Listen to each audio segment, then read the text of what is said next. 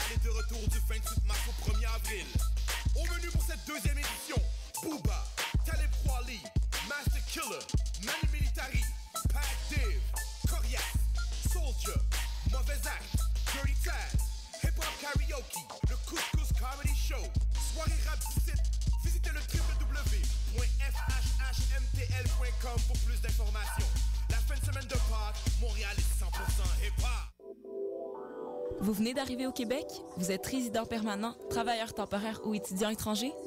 Les 3 et 4 mai, venez visiter le Salon de l'immigration et de l'intégration au Québec, présenté par Desjardins, au Palais des Congrès de Montréal. Découvrez toutes les opportunités et les services offerts aux nouveaux arrivants en matière d'emploi, de formation, de vie en région, d'entrepreneuriat, ainsi qu'une foule de services adaptés à vos besoins. Au programme, plus de 150 exposants, des recruteurs, 20 conférences, 30 ateliers et un spectacle familial parmi d'autres animations, et ce, gratuitement. Informations et inscriptions aux ateliers sur www.salonimmigration.com. Les productions Nuit d'Afrique présentent la 7e édition des Célidors de la musique du monde. Les Célidors, la distinction musicale qui souligne le talent des artistes de la musique du monde, vous invite à découvrir 36 groupes. À travers cette unique vitrine, venez voter pour vos artistes coup de cœur. Jusqu'au 17 avril, tous les mardis et mercredis au Club Balatou dans le cadre de concerts gratuits. Les Célidors, le prix du public qui fait grandir le monde. Pour plus d'informations, consultez le celidor.com. Ici Alex Nevsky et Pascal Bussière, porte-parole du 18e festival Vue sur la Relève, présenté par l'Auto-Québec en collaboration avec Québecor. Du 10 au 27 avril, découvrez-les avant que tout le monde en parle au festival Vue sur la Relève. J'ai moi aussi bénéficié du festival et ma carrière a pris son envol. 41 spectacles dans toutes les disciplines des arts de la scène vous feront vivre une expérience que vous n'êtes pas prêt d'oublier.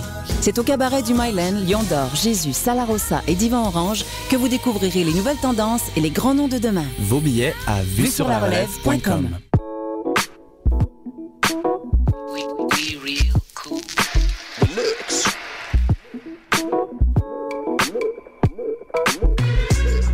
Vous écoutez Choc FM, l'alternative urbaine.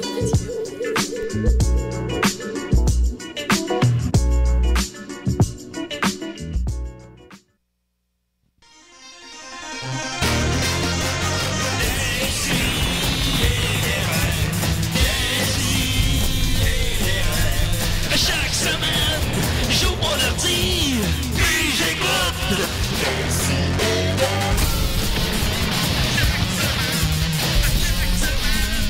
Qu'est-ce que t'écoutes?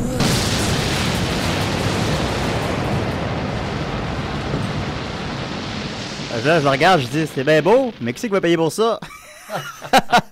Oups, on est là, quand allez-vous? Allô? Décidérez.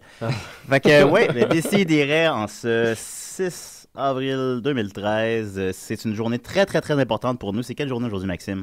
C'est la première journée internationale sexter un ami. Envoyer un sexto à un ami. En effet, c'était. Et pour nous, les membres de Décidérez, c'est pas compliqué, c'est plus important que Noël. Oui, voilà. Après la fête de Nicolas, c'est la journée la plus importante de l'année pour nous. Oui, et là, Julien, justement, tantôt, tu me demandais est-ce que c'est une vraie journée qui existe? Ben, oui. Ça existe, c'est vrai, ça a été créé ce matin. Ça existe parce qu'on l'a créé. Voilà, ça existe. Envoyer un sexto à un ami, alors peut-être que j'en enverrai un, je sais pas, à Nicolas. Moi, j'aimerais ça avoir un cellulaire juste pour ça. Je pense que je m'en vais au Futur Shop après l'émission. Oui, je sais pas où. Sextons-nous un peu. Alors, oui. Sextons un enfant. Oui, sexter un enfant. Oui. Salut, mon grand. Alors, ben voilà, c'était la chaude voix de Maxime Gervais. Ensuite de ça, c'est hey, salut Nick, ça va? Ben oui, ça va bien. All right. Puis aussi, on a de la grande visite féminine cette semaine. On a Miam la Fauve. Comment elle va? Ça va bien, toi? C'est quoi ton nom, donc? Maude. Maude Lefebvre, c'est ça? Oui. Maude Lefebvre. Oui. Je le note. Comment t'écris ça, Lefebvre? BVRE. Parce qu'il y a un B, hein, dans... Oui, il y a un B, c'est bien compliqué. BVRE. Maude Lefebvre. Puis aussi, ben, on a avec nous Lulu les belles mirettes. Oh! Crevons l'abcès. Ouais. Comment va-t-elle? Ça va bien. Ouais, tu nous écoutes religieusement, je crois, ça se peut-tu? Oui, ben oui. Dans le sens que tu nous écoutes à l'église. C'est exactement ça. Fait que, oui, tu es là pour pour animer l'émission. Oui, c'est pour ça qu'on m'a demandé de venir. Fait... Ben voilà, heureusement que tu es là. Non, tu es là pour nous plugger un show que tu fais demain, c'est exact? Demain. Burlesque Geek Montréal. Wouh, ouais. La première édition. Donc, en fait, c'est un show de burlesque, mais on fait juste des numéros geeks.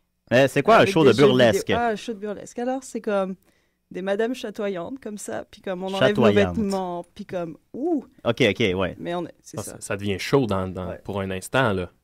Pas juste un. On a envie d'y être. Je vais servir ma médecine. Puis, t'as l'envie en face. Puis déjà, ben écoute, on a tous envie d'y être et déjà, on va pouvoir privilégier 2 chanceux, n'est-ce pas? C'est tout ça? Oui! C'est exact. On fait tirer une paire de billets pour aller voir ce show-là. C'est demain soir, c'est exact? C'est ça. Demain soir aux Catacombes, le dimanche 7 avril. Aux Catacombes. Ce qui arrive aux Catacombes reste aux Catacombes. Hein? Mais là, crevons l'abcès, là. Oui. Est-ce qu'il y aura des seins? Oui, beaucoup. Va-tu avoir des nonnes? Il y aura peut-être même des fesses. Je sais. Non. Pas des nonnes, hein? On garde une petite gêne. Non, d'accord. Ça reste classe, là. Ben oui. Puis c'est qui va animer ça? Je sais pas, c'est Julien Bernacchi. C'est moi qui vais animer ça. Eh oui, je vais animer ça. Et là, tu vas voir des seins? Je vais en voir plusieurs, je sais pas. Fait comment qu'on explique ça à notre blonde, là, supposons? C'est quand on anime ça, genre. C'est comme vraiment professionnel, comme c'est juste comme. C'est ça, il y a rien là, c'est juste comme c'est artistique, puis c'est une démarche vraiment créative. C'est une célébration du corps de la femme. C'est exactement ça. Bon, voilà. Puis d'ailleurs, je crois que dans notre numéro, tu vas m'étrangler avec une brassière, ça se peut-tu? Je pense que c'est ça qu'on va faire. Ouais, en tout cas, faut pas le dire. Okay, c'est ça. Alors voilà. Moi, je commence à avoir chaud. Je pense, t'es pas le seul, Maxime. Mais là, faut-tu que je me prépare pour animer ça? Bon, comme d'habitude, comme tu fais pour décider. Voilà, dis pas ça. Je vais arriver à lendemain de brosse. C'est important. Ben oui, non, j'ai déjà plein de gags. 3-4. Il en a un ou 2, là, d'écrits. Ça devrait être très intéressant. Un ou 2 pour une soirée de 2 heures, je pense. Je pense que je vais les réutiliser. Et crevons l'abcès, c'est un burlesque geek. Oui. Donc, le twist geek. Le twist geek implique quoi, là? Alors, en fait, c'est juste comme parce que comme burlesque, moi, je dis, c'est comme. Je sépare ça en 2 parties, plus comme il y a glamour, comme vraiment avec des boas, puis tout. Puis il y a une partie plus comique, puis moi, c'est plus ça que je suis à l'aise d'habitude. Donc, mes numéros, j'ai un numéro Star Wars, je suis en Leia, puis je suis en train de kicker le cul. Pas le bikini doré, là. Ouais. Oh là là! Hop là. Non, c'est pas ça. Donc, en fait, les numéros qu'il y aura demain, ça sera comme de la bande dessinée, des jeux vidéo, ou comme des films.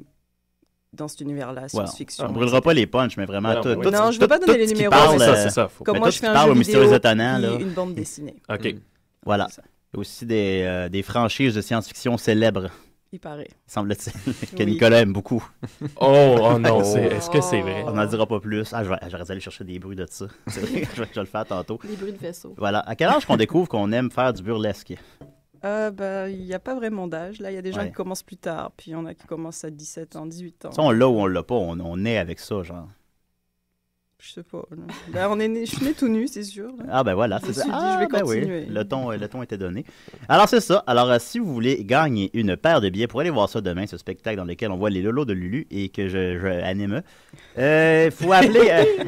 C'est Lilo de Lily que t'as dit? Non, les lolos de Lulu. Faut appeler, appelez-nous. Pas d'hommes là, d'hommes. Je sais que tu écoutes là, tu peux appeler pour faire de chronique, là, m'appelle pas pour le concours. Là. Ben, est-ce que si Dom appelle, peux-tu gagner? Ben oui. Okay, je lui donne un ticket s'il veut venir. Ah ben, tu peux venir, Dom. Backstage. Dis pas ça, mon Dieu. Ou l'homme d'un certain âge. Mais il faut pas en abuser. Hein? C'est lui, il appelle. Il peut venir demain avec sa conjointe. Ben, je pense qu'il y a déjà ses billets, là. Il va être première rangée. Alors, c'est quoi dans le numéro, là? Il y en a un qui le connaît par cœur. C'est 987-3000, je crois. Ça se peut-tu? Je l'ai pas loin. Je crois que c'est 987-3000. Poste 1610. Poste 1610, vous nous appelez. Il faut que vous répondiez à une petite question. Dans le film Terminator 1 de James Cameron, 1984, combien de Sarah Connor meurent? C'est bien ça, 987-3000. Voilà. Là, faut pas que tu répondes, là, Maxime. Là, c'était comme le style. Non, mais t'as-tu une petite idée, toi? Poste 1610. Je peux pas. C'était quoi la question? Dans le film Terminator de James Cameron, le 1 de 84, combien de Sarah Connor meurt? C'est difficile. Il faut savoir bien compter. Hein. Fait que là, vous n'avez pas le temps d'écouter le film d'ici la fin de l'émission. Fait qu'il faut vraiment que vous le sachiez. Peut-être le temps, je sais pas. C'est avancé des bouts. Ouais. Là, est-ce qu'on peut crever un autre abcès? Oui, vas-y, Max. Ton nom de scène, Lucie, c'est Lulu les belles mirettes. C'est ça. Et tout à l'heure, on se demandait qu'est-ce que c'est quoi mirette? Moi, je suis de l'opinion que c'était des seins. Oui. Non. Ben, moi, j'étais pas. En fait, moi, c'est que j'ai appris hier c'était quoi, mais c'était pas ce que je pensais que c'était. C'est pas des mains?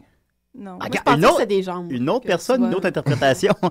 Moi, pensait que c'était des cuisses. Ouais. On avait des cuisses, des seins, des jambes, des mains. Nicolas, des mains, oui. Des mirettes. Les mirettes.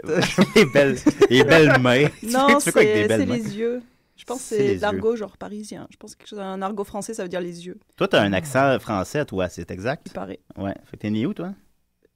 Montélimar, la ville du nougat. Le nougat. Est-ce qu'il va y en avoir du nougat demain? Est-ce que les gens peuvent apporter leur propre nougat? Ah oui. Ouais. Amenez votre nougat en grand nombre. Alors, est-ce que c'est parce que c'est des petits miroirs, mirettes? C'est peut-être pour ça, oui. Mais c'est comme... C'est ça. Mais en fait, j'ai pris ce nom-là parce que c'est comme mes grands-parents m'appelaient comme ça quand j'étais toute petite. Alors, je suis pas allée chercher loin. On les salue, mamie. Hein? Oui. Mamie et papy. Bonjour, mamie. Salut, mamie. Salut, mamie. Ah, d'ailleurs, je voulais dire bonjour à ma maman. Ah, elle nous écoute? Elle a gagné un concours ici. Oui, c'est vrai. Ouais. Le concours d'éducatif, la mère de Lucie a participé. Ah oui? Oui, puis on avait donné le prix à Lucie finalement parce que tu sais, on n'a pas envoyé ça en France. C'est ça, mais elle avait pris une photo avec après quand elle était venue, je crois. Ah oui? Tu mettras ça sur le Facebook de Décideret. Bien sûr. Alors, salut mamie, salut papy. On continue en force avec Maxime. Écoute, vous connaissez Maxime. Vous connaissez Maxime Gervais, membre des Pic-Bois. Vous connaissez Maxime Gervais, chroniqueur à Décideret. L'homme. Vous connaissez l'homme, vous connaissez l'amant. Mais aujourd'hui, aujourd'hui, Maxime est là en tant que l'artiste musical. Oui. Le musicien. Oui. Le chanteur. Oui. Le chansonnier. Oui. Qu'est-ce que t'es? Le dessinateur de chansons, comme disait Plume. Oh! Hein, un gribouilleur d'images. Ouais, vraiment. Bon, okay. D'images sonores. Oui. Non, mais c'est ça. Je sors, ça fait plusieurs mois, là, depuis septembre, en fait, qu'on travaille. Moi et ma très bonne amie Ariane Grenier. Salut Ariane, qui est déjà venue ici. Faire une chronique sur quoi déjà? L'homosexualité chez les personnes âgées. Voilà. J'avais demandé ça. Elle et moi, ça fait plusieurs mois qu'on travaillait sur cet album-là, qu'on enregistrait soit dans sa chambre à elle ou chez nous. Fait que c'est vraiment un produit c'est vraiment un produit do it yourself de A à Z. Et là, le lancement a lieu le 16 avril au bar L'Espace Public, qu'on connaît tous ici. Bravo. Alors, c'est là que ça se passe. C'est un 5 à 7. 16 avril, on fait un petit lancement à la bonne franquette. Je vais faire une prestation là, autour de 18h, puis ça va ressembler à ça. Est-ce que je vais pouvoir me mettre bien chaud? Oui. Oui. OK, je vais y aller. Ben oui. Ben voilà. Puis j'avais hâte qu'on en parle. On en a parlé brièvement la dernière semaine, mais j'attendais la 100e. C'était pas le temps. Là, puis la semaine passée, tu n'étais pas là. Mais j'avais hâte là, qu'on joue tes chansons à l'émission. Puis on va le faire cette semaine. On va jouer que du Maxos à l'émission. Puis j'espère que tu vas pouvoir nous mettre en contexte. Alors, écoute, ta carrière musicale a commencé avec ton album mythique Salut. Oui. C'est exact. D'ailleurs, les albums de Maxime se trouvent tous sur son Bandcamp. Son Bandcamp qui est maxosgervais.bandcamp.com/album/salut. Ouais, c'est pour là. Googlez Maxos. Tu tapes Maxime Gervais sur Google. Tu le trouves tout de suite. Voilà. Puis ces deux premiers albums se trouvent gratuitement, alors allez écouter ça. Ouais. En fait, tu donnes ce que tu veux. Oui, je le dirais. Tu donnes ce que tu veux. Oui. Parce que la musique a une valeur, mais là, on ne rentre pas là-dedans. Non, évidemment. Bon. OK. Mais donc, ton premier album, Salut, qu'est-ce qui s'est passé? Salut, mais ça c'était vraiment à une époque où je savais à peu près pas jouer, j'accordais pas ma guitare non plus là, c'était assez c'était vraiment à la bonne franquette. Je faisais des chansons dans ma chambre, très adolescentes, qui parlaient de désir adolescent, pour la plupart. Là, t'as mûri beaucoup depuis. Ouais, mais c'est ça, l'album Salut, enregistré en une seule soirée. 13 chansons, une soirée. Je savais pas ça. Il y a des tunes, ma guitare n'est pas accordée. Il y a des tunes que je me trompe d'accord, mais on a gardé les takes comme ça parce que je trouvais ça drôle d'avoir des tunes mal enregistrées et que je me trompe. Je te demanderai pas ta permission. On va jouer un extrait de Une maison sur la verge. Oui. Étrangement devenu un grand succès. Moi, c'est mon coup de cœur de l'album. Alors, on va écouter un peu Une maison sur la verge sur l'album Salut, le premier album de Maxos. Oui. Je passe ça. Yeah. Mon imitation de Ima. Ah, j'ai pas saisi les petits rires, là. Sunshine, c'est une maison sur la verge, faite de briques. Et ça, t'étais dans ta chambre à ce moment-là. C'est une maison sur la verge, elle a toujours été là. Est-ce qu'elle a des habitants? Serait-ce un bloc, appartement? Y a-t-il des immeubles dedans? Pourquoi est-elle sur le bout de mon gland? C'est un mystère très phallucien. Tout ce que je sais, c'est que j'ai une maison sur la verge. Au moins, elle a l'eau chaude. C'est une maison sur la verge. Oui, mais a-t-elle le téléphone? Alors voilà. Oui. Une maison sur la verge, au moins, elle a l'eau chaude. Ouais, elle a l'eau chaude. Ben, moi, je l'avais découvert en spectacle, puis j'étais, mon Dieu, Seigneur. Puis après ça, je te vois, je te demandais de la rejouer, puis tu la jouais pas. Puis... ouais. Ben, c'est une bonne chanson, c'est une très bonne chanson. Puis sinon, peut-être mon autre coup de cœur sur l'album, la dernière chanson, cette chanson-là ne passera pas à l'histoire. Oui. Ben, je pense qu'elle l'a fait, Maxime. Elle a passé à l'histoire. Ben, ouais. On va écouter 30 secondes là, de la dernière chanson de l'album, Salut. À soir, j'étais un peu tout à l'envers. Je viens d'apprendre la mort de Boule Noire. Je l'avais déjà vu en entrevue. Il parlait de la vie, puis ça m'avait plu. Il est à peu près minuit et demi. Ça fait longtemps que j'ai pas écrit. Mais bon, ce soir, je m'y suis remis derrière une facture d'épicerie. Voilà, ça annonçait un peu la voie que j'allais prendre. Tu sais, un peu plus sensible, moins pénis. Quoique le pénis est toujours présent. Mais moins maison sur la verge. Oui, voilà. Non, mais tu sais, c'est quoi? D'où vient l'inspiration d'une maison sur la verge? Ça, j'ai aucune idée. Il y a vraiment des maison sur la verge. Ouais. Non, il y a vraiment des tunes de même que j'ai aucune idée. Je me souviens même pas d'avoir écrit ça ou de l'état d'esprit de... Moi-même, le titre de l'album... Salut. La pochette. Non, il n'y a pas grand-chose. Qui est toi qui fais salut. Tout est là. Et quelle a été la réception de cet album-là? Le doux Maxime qu'on connaissait était devenu chanteur. Tu parles de l'album Salut? Ouais. Ben, étrangement, l'album avait eu un grand succès à Valleyfield. Tu sais, dans mon cercle d'amis, j'étais au cégep à l'époque, là, fait que c'est sûr que non, ça avait quand même été bien reçu. Étrangement, puis je pense que c'est pour ça qu'aujourd'hui, tu sais, les gens qui viennent voir mes spectacles, c'est encore un peu, veut pas, ces personnes-là. Fait que c'est pour ça que l'album Salut, je pense qu'il y a un mythe qui s'est tourné autour. Puis là, d'ailleurs, j'ai vendu ma dernière copie la semaine dernière. Je l'ai même pas. Là. Oh, mon Dieu. J'en ferai peut-être refaire un jour. En vinyle? Peut-être un vinyle. Ça serait malade. Peut-être.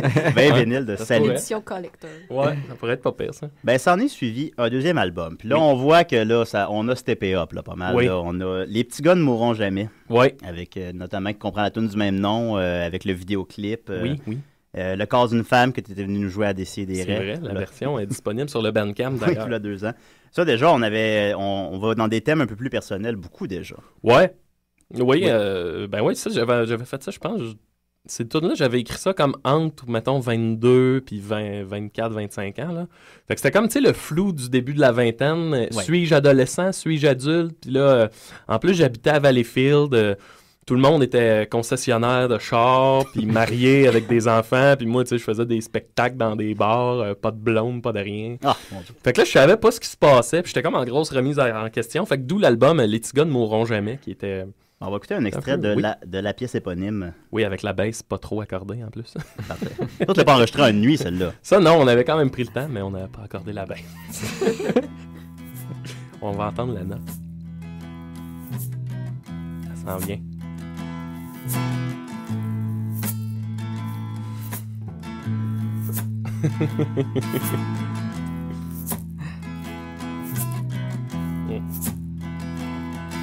Comme à tout le monde en parle. Oui, c'est ça que j'avais l'impression. C'est l'entrevue la plus tout le monde en parle. Ouais. Ben, c'est mon Il y a influence pas la boule numéro miroir, 1. par exemple. Dans mes souvenirs, ça chantait plus tôt que ça. Mais... C'est pas toujours la question qui tue. Une bonne intro. Ouais. Pourquoi est-ce que je viens encore de m'acheter des petits guns en plastique? Pourquoi est-ce que je trippe à descendre une côte avec un tout petit bessic? Les petits gars ne mourront jamais. Les filles se prennent pour des madames pendant ce temps-là. On se construit une cabane. Mais cet album-là comprend aussi ton classique, Brise-moi le cœur, mais pas le frein. Oui, Brise-moi le cœur, mais pas le frein. Un sujet universel. Oui, ben ça... Encore, Lucie, elle aime ça. Je travaillais... dans ton micro, Lucie, ça fait de la bonne radio.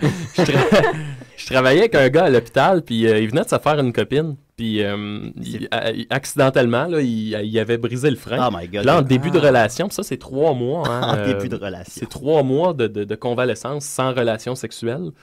Ça n'a pas de... Fait que, C'était en début de relation? En début de relation, ils venaient, ça faisait une semaine qu'ils étaient ensemble, le mettons. Là. Fait que non, il avait pété le frein. Puis, tu sais, moi, je me disais que ça, c'est pas intentionnel quand tu fais ça. Là, c'est de l'ignorance. Fait que j'avais écrit cette chanson-là un peu juste, ne serait-ce que pour en parler. Oui. Mais il faut y aller quand même ridiculement fort. Là. On s'entend. Ben, j'imagine qu'il n'y a pas un frein qui est pareil. Ouais. Est-ce que C'est des photos de frein à la maison. Est-ce que le frein revient à son même niveau ou il reste... Je me connais, je me suis jamais brisé le frein moi-même. Mais ben, j'espère bien. Mais t'es-tu fait briser le cœur? Ça oui. Ah, ça oui. Ça, oui. Oh, J'aime mieux ça. Ben ouais, ben brise-moi le cœur dans le frein. Brise-moi le cœur, mais pas le frein. Mais ça, c'était une phrase, c'était mon coloc qui avait dit ça. Mon coloc François Dumont de l'époque, qui avait dit ça à un moment donné. Brise-moi le cœur, mais pas le frein. Puis je trouvais ça bon. Je trouvais qu'il y avait Moi, ça me rappelait un titre un peu à la Ramones, là.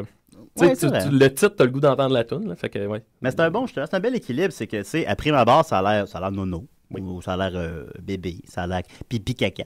Mais en réalité, il y a toujours un certain fond d'intelligence puis une certaine critique pareille au bout du compte. Puis je trouve qu'il y avait une belle maturité cachée que tu, tranquillement, pas vite, tu assumes, je crois, Maxime. Oui. Et alors, je vous conseille fortement, je vous conseille fortement Les petits gars ne mourront jamais, qui se trouve au prix que vous le désirez sur Bandcamp facilement. Et on y vient. Au fameux 3e album que tu lances dans 2 semaines, Le Héros de la Ville. Le Héros de la Ville. La pochette, c'est un lion dans une ville. Explique-nous ça. Un lion devant la ville. Ben, en fait, ça fait, je pense, moi, je le vois comme vraiment la suite des Petits gars ne mourront jamais, tu sais. Si Les Petits gars mourront jamais, c'était l'album du flou de la jeune vingtaine. Mais là, le Héros de la Ville, il a quitté Valleyfield, il s'est installé à Montréal et il a compris que cette vie-là, un peu tout croche, à se peut. On n'a pas à avoir honte. Puis ça se fait d'être instable. Mais au moins, tu sais, être pauvre mais joyeux, maintenant. Ouais. Ça se peut, ça existe. Alors, voilà. Fait qu'à cette heure, j'assume beaucoup plus l'homme que je suis, tu sais. Puis, je veux dire, on n'est pas dans la grosse décadence puis la grosse déchéance, là. Fait que c'est ça, le héros de la ville, finalement. On s'assume. Puis même musicalement, tu sais, dans le temps, je me sentais un peu imposteur, là, comme... vu que je suis pas nécessairement un grand guitariste ni un grand chanteur. Non, mais c'est ça pareil. Puis, mais là, à cette heure, j'ai comme arrêté de m'excuser. Tu sais, j'ai compris que mon projet, il se peut, puis je veux pas... J'ai pas à rougir. Là. Mais c'est ça, mais encore là, ça va un peu dans toutes les directions. Je trouve que chacune des... Là, j'ai entendu 6 des 10 pièces, je vais le dire. Ben, j'ai entendu les autres lives, mais en tout cas.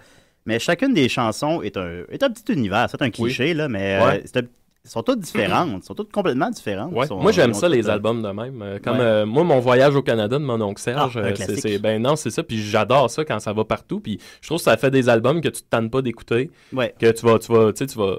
Aujourd'hui, je trouve que c'est quand même rendu assez rare qu'on va prendre 45 minutes pour écouter un album, tu sais, ou...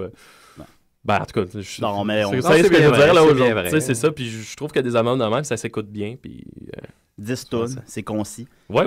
Mais tu y vas dans autant que tu y vas dans le comment je dirais, dans le nono, le pipi caca. Autant que tu as des tunes qui vont traiter, supposons, de la fermeture d'une usine, par exemple. Quand même, des thèmes plus sociaux. Oui. Intéressant, puis tu avais envie d'explorer ça. Ouais, ben oui, j'ai toujours eu envie de le faire. Moi, c'est juste que j'ai pas envie de faire une toune, tu sais, juste on dénonce, puis J'essaie toujours d'avoir une twist qui fait que, avant tout, c'est original, puis que c'est divertissant, là. C'est pour ça, là, on parle de la chanson Mon Belle Usine. Là. Mon Belle Usine. Oui, voilà. Mon Belle Usine. Mon Belle Usine. Tu fais crier les gens quand tu as fait live. Oui, non, c'est ça. En fait, c'est inspiré de... Moi, j'aime bien les albums live de Johnny Cash dans les prisons. Ouais. C'est que pendant qu'il chante, mettons, un moment donné, il est dans la prison de San Quentin, puis il chante devant des prisonniers de San Quentin, puis il chante la chanson San Quentin. Puis... Ben c'est ça, en fait, à chaque réplique qu'il dit, t'entends les prisonniers qui crient, puis tu sens que ça vient de là. Fait que j'ai fait comme un pastiche, si tu veux, de ça. Fait que là, c'est comme si je chantais une toune d'une usine qui ferme devant les employés de l'usine. Ouais. Ben, c'est un beau trip, quand même. Ouais, non. Fait que tu sais, je trouve que c'est une manière originale de parler de trucs plus sociaux, sans que ça devienne les usines et le capitalisme, la consommation, le grand sermon. Non, ça, on n'est plus capable. Voilà, c'est ça. On y a Jean-Loup Duval, célèbre personnage de Radio Enfer, qui te pose une question sur notre Facebook. Question. Jusqu'à quel point ta puberté t'a affecté à l'école? Merci Jean-Loup. Merci Jean-Loup. Capitaine Thermos, ma puberté. Oui.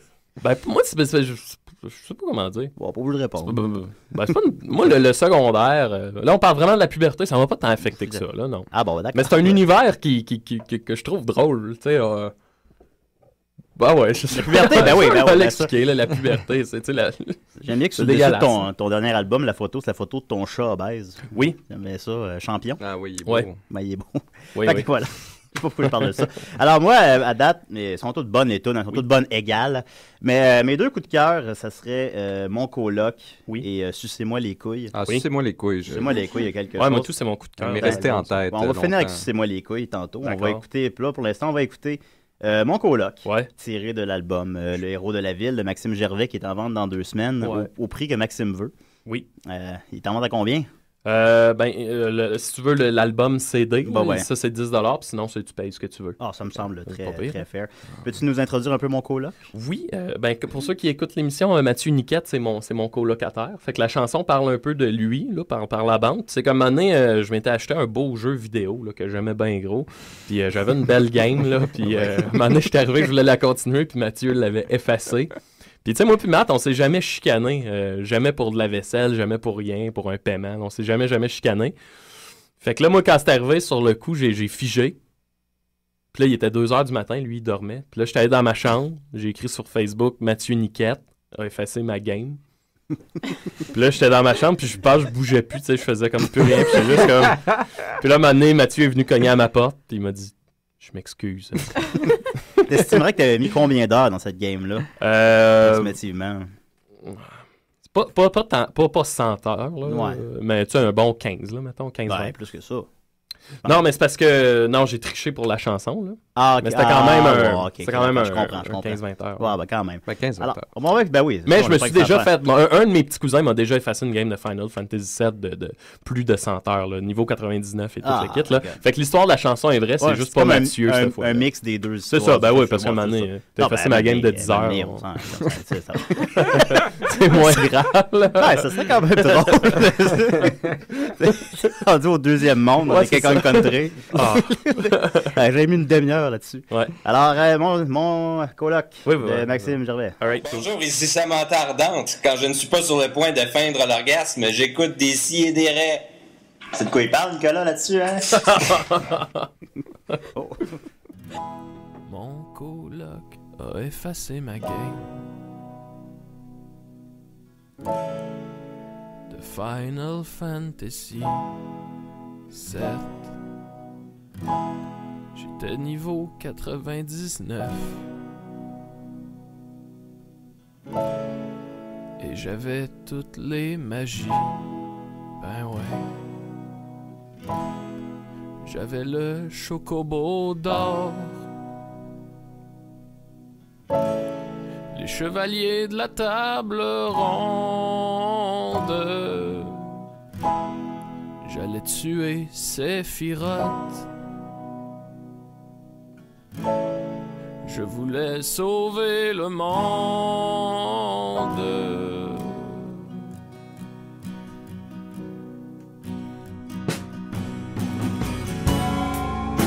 Mais arrête de pleurer.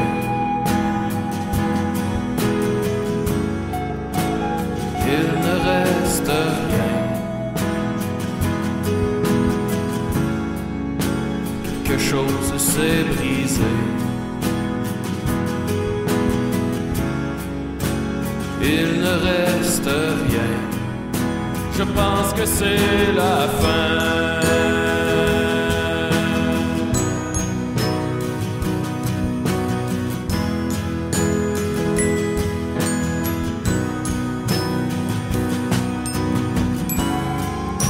Arrête de t'excuser. Ça ne changera rien. Dans quelques années, quand je reviendrai, tu me tendras la main. Peut-être que je te pardonnerai.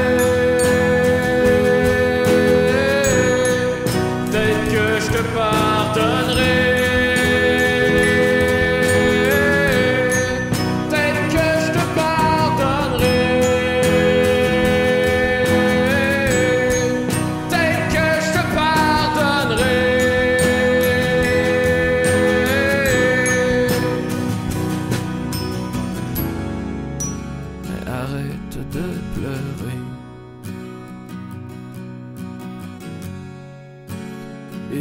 reste rien. Viens t'asseoir avec moi, qu'on se parte une nouvelle game. Salut, c'est moi, Samantha Fox, et Dom Massy, et à chaque soirée, je lui pète la scène! Et voilà, Samantha Fox et Dom Massy, à chaque semaine, ils pètent la scène. Dum dum dum dum dum dum dum dum. C'est le roi du fantastique, des créatures maléfiques, de tous les êtres magiques. Il va nous faire une chronique. Yeah, yeah. Ben voyons donc, comment ça a parti ce thème-là? Dom, il est pas là? Ben oui, je suis au bout du fil. Ah! Dominique, ça va? Ben oui, vous autres, gang. Ben pas pire, là. Oui. J'ai fait mon interview la plus sérieuse, semble-t-il. Ouais, c'est pas en esti. Ouais, bon, t'as fait bien rire, Lucie, là. Bon, une autre affaire. Bon, c'est ça. Fait que, quoi de neuf, mon vieux? Je suis quoi, moi, le clown? Non, c'est pas toi le clown de l'émission, ça, c'est sûr. J'ai tellement de soucis, Julien, là, je sais même plus par où commencer. Ouais, t'as-tu une chronique? Il y a des matins, là, je veux même plus respirer. Ouais, fait que t'as une chronique pour nous. Oui! Aujourd'hui, j'aimerais ça commencer de quoi avec vous?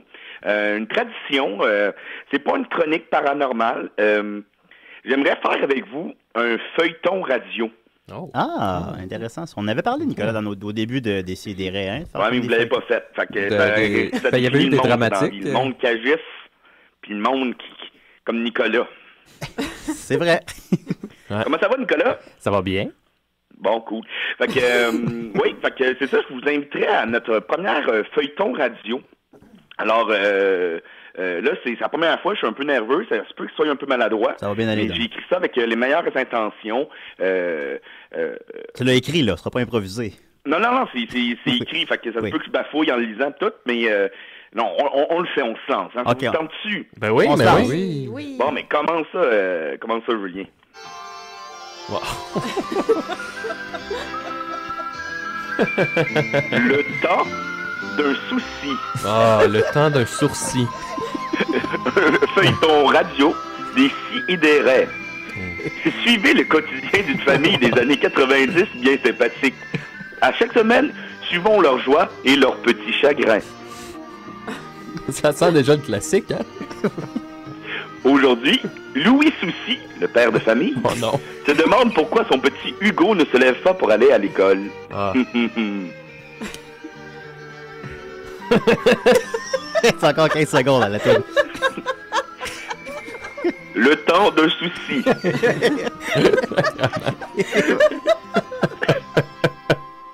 La famille Souci. La famille Souci a des soucis. Alors, Julien. Ah oui. Excuse-moi.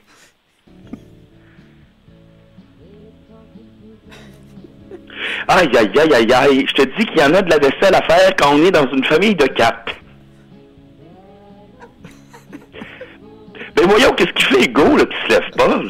Il va être en retard à l'école. Je vais aller voir ce qu'il fait, mais avant, je vais fermer la radio. Voilà qui est fait. Toc, toc, toc, toc. Hugo, qu'est-ce que tu fais, là? Tu vas être en retard à l'école, mon grand? J'irai pas à maternelle aujourd'hui. Mais comment ça? T'aimes ça aller à maternelle habituellement? Je pense que je suis malade. Comment ça? As-tu mal aux oreilles? Non. Oups, attends un peu, là, je me suis fourré dans mon texte. Comment ça? As-tu mal aux oreilles? Non. À la gorge? Non. Au petit bédon? Non. Pas au péteux? Non. Mais t'as mal où d'abord? Au pénis. Mais qu'est-ce qu'il y a, ton pénis? Ce matin, quand je me suis levé, il était tout gros et tout dur. Bon, c'est un beau souci, ça. Je comprends. Hugo, as-tu envie de pipi, mon grand? Oui. Va aux toilettes, puis tu vas voir. OK, mais je pense que je vais en profiter pour faire caca. Tu peux faire caca aussi, si tu veux. C'est quoi ça, la famille souci? Ah, je te dis que ça donne pas sa place dans une maison, ces jeunes-là. C'est fait! J'ai fait pipi, puis mon pénis est revenu tout petit. Viens t'asseoir. Ce que tu as vécu là, Hugo, ça s'appelle une érection matinale. C'est normal. Ça arrive à tout le monde. Une érection, là, Hugo, là, c'est quand ton pénis... Mon pénis? Oui, ton pénis devient très dur. Dans ce temps-là, il y a deux choses à faire. Soit tu fais pipi, soit tu te masturbes. C'est quoi se masturber? Ah, ça, tu le demanderas à tes cousins. Toi, tu te masturbes-tu des fois? Ben, quand ta mère va à Chicoutimi voir sa sœur, ben, je me masturbe. Allez, habille-toi, je vais te reconduire à l'école, mais avant, on va arrêter au Dunkin' Donuts se prendre un bon muffin au bleuet.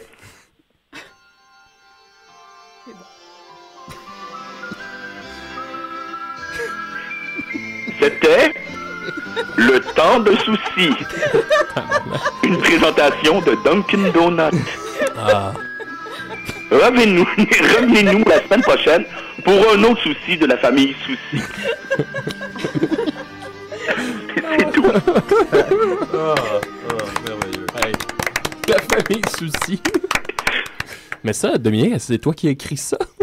Oui, j'ai tout écrit. Mais t'as pas pensé à le proposer à Radio-Canada à la place? Ouais, mais il trouve que le fait que ça se passe dans les années 90, ça sert à rien. Mais là, qu'est-ce que ça ajoutait, supposons que l'enfant avait envie de caca aussi? Ben, tu n'as ça un enfant. Ouais, c'est sûr, ben oui. C'est-tu biographique? Non. Non, moi, là, j'ai une imagination fou, là. Ouais. Une imagination fou. Mon frère m'a appris, cette semaine, il a appris que pour savoir si ton corps a assez de testostérone, tu devrais techniquement te lever chaque matin avec une érection matinale. 365 jours par année. Ben, il doit m'en manquer un petit peu, là. Ouais, non, c'est moi aussi. Non, c'est faux. Nicolas confirme que c'est faux. C'est faux. De quoi c'est faux? Ben, l'érection matinale, en fait, c'est que la vessie, qui est quand même située près de la prostate aussi et du système reproductif masculin, lorsqu'elle est pleine durant la nuit, va appuyer un peu. Et en fait, c'est que le pénis en érection ne peut pas uriner. C'est impossible puisqu'on ne voudrait pas uriner dans la vulve d'une demoiselle. Donc, quand on est en érection... J'ai déjà uriné en érection. C'est très difficile. Normalement, ça, c'est la pire affaire quand tu vas pisser le matin. Peut-être en demi-dur que tu parles. Non, je suis encore au bout du fil, moi, là. Ben, merci beaucoup, Dominique. J'ai une question pour Dom. Moi, j'ai une question pour Dom. Vas-y. Je veux juste savoir, Dom, comment t'es habillé? Ah, là, je suis en boxeur puis j'ai une chemise. Boxeur chemise. Boxeur chemise, ça doit être bon. Oui, je serais semi-chic à la job. Ouais, mais je pense pas que les gens verraient le semi. En tout cas. Ouais, non, j'ai des sandales en plus. Bon, ben, Dom, écoute, merci beaucoup, hein. Le temps d'un souci, j'espère que ça va revenir. Ouais. Mais là, moi, la seule affaire, je me demande si mes parents m'ont entendu. Je dois se demander à qui je parle en esti, là. Ben là, c'est ça, peut-être chez ses parents à ton âge, là, je veux dire. Ah, là, j'ai juste 28 ans. Non, c'est ciao. Hey, bye, là. Mais pour terminer là-dessus, donc, c'est que l'érection matinale, ça va permettre de contenir l'envie d'uriner et permettre des bonnes heures de repos matinales. Ah bon. Et, fait que rien à voir avec la testostérone. Non, mais il y a un double... il y a effectivement un effet que la testostérone, ça sert aussi à faire une espèce de test shot pour s'assurer que la circulation sanguine se fait bien dans les canaux érectiles. Oh. Fait que, comment tu veux qu'on suive ça? Ouais. Les commentaires de Nicolas. Alors, ben, on va continuer avec une chronique. Dans le studio, je comprends, en fait. Ouais, tu aimes ça, toi? Hein? Ouais. Non, fait, faut pas que j'imite les accents des gens. Il faut que j'arrête. C'est vraiment un problème que j'ai. Faut pas que je fasse ça à la job. Fait que, ouais, alors, on va continuer avec Maude. Ah, oui. Mais avant, on va juste rappeler les concours encore. D'abord, le grand concours dessiné Nicolas. Bat son plein. On a eu encore deux autres dessins cette semaine. 3 autres avec celui que Rémi m'a donné hier soir. Ce qui montre le nombre de dessins à 7, je ne m'abuse. Ça va bien quand même. Ça passe très bien. Ça va très bien. Continuez de participer. Vous pouvez gagner l'album de Maxime, puis comme vous pouvez entendre, qui est très très bon. Je pense qu'on est rendu à 14 sur ma page. Sur ta page? Ah oui, c'est vrai aussi. Il y a quelqu'un qui a parti une page. Ah oui, la page. Ah oui, 14. Oui, aussi, chers auditeurs, devenez fans sur Facebook de Nicolas F. Larocque. Ouais, tu l'as vu. Ah oui, j'ai checké. On va aller m'enlever. On devrait aller s'enlever. Je pense que je suis pas fan de Nicolas. C'est particulièrement savoureux, puisque si on me recherche sur Facebook, c'est tout ce qu'on trouve, puisque je n'ai plus de Facebook. Donc... mais il y a ta page de fans, puis il y a des dessins de toi. Ouais. Alors, continuez de participer en grand nombre au concours dessiné Nicolas. Il reste quelque chose comme 2 semaines, je crois, puis on aime ça, on aime beaucoup ça. Alors, puis à date, vous regorgez d'imagination. Oui, c'est beau à voir. Ben, c'est ce que je voulais. Je voulais que ça aille dans toutes les directions, puis ça a pas mal fait ça. C'est un pénis qui vomit puis qui chie. C'est Nicolas comme vous l'imaginez. Hein. C'est ça qui est important. Ça, il y en a beaucoup qui ont mis des cheveux déjà. Ouais, c'est ça. Il y a personne qui m'a mis très musculaire. Ben non, c'est bizarre. C'est étonnant. Il y en a qui t'ont mis comme pâle et efféminé. Ouais. Mais, Moby sidéen. Ouais, Moby sidéen, tu disais. Sinon, il y a le grand concours d'aujourd'hui encore pour aller voir Lulu. Dom, tu peux appeler, là, si tu veux, finalement. Mais le grand concours pour aller voir le show, le cabaret burlesque demain soir que j'anime, appelez-nous 987-3000 poste 1610. Puis c'est la question, combien de Sarah Connor meurt dans Terminator 1? On accepte les mauvaises réponses aussi. Alors, participez en grand nombre. Maude, t'es prête? Oui. Oui. En fait... Attends. Assis-toi, ça va de t'en parler. Va t'en niaiser! Alors! J'avais oublié qu'il y avait un thème d'invité. Oh, nous, on l'oublie pas. Non, mais il y a quelque chose, hein? Ah oui. Moi, en fait, j'ai une petite chronique que je voulais vous parler de certaines critiques qui ont déjà été faites sur des œuvres, des chefs-d'œuvre, en fait. Et des critiques très négatives qui ont été faites à l'époque à propos de certaines œuvres qu'on reconnaît aujourd'hui comme des chefs-d'œuvre. En fait, ce qui m'a fait penser à ça, c'est que récemment, il y a Roger Ebert là, qui est mort. Il est décédé il y a 2 jours. Oui, c'est ça. Puis, il n'y a plus de mâchoire. Hein. Ah, ça, je ne savais pas ça, par exemple. Il faisait un drôle de visage. Thumbs down. Oui, c'était malheureux. Oui, mais je pense que je n'ai jamais vu de photo de lui, en fait.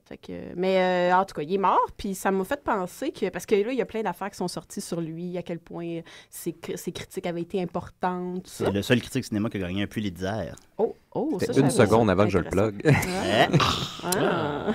Mais bref, il a fait des très mauvais coups dans sa carrière aussi. Puis, en fait, je ne vais pas parler juste de lui, là, mais j'ai entre autres, il a fait la pire critique de tous les temps de l'Orange Mécanique.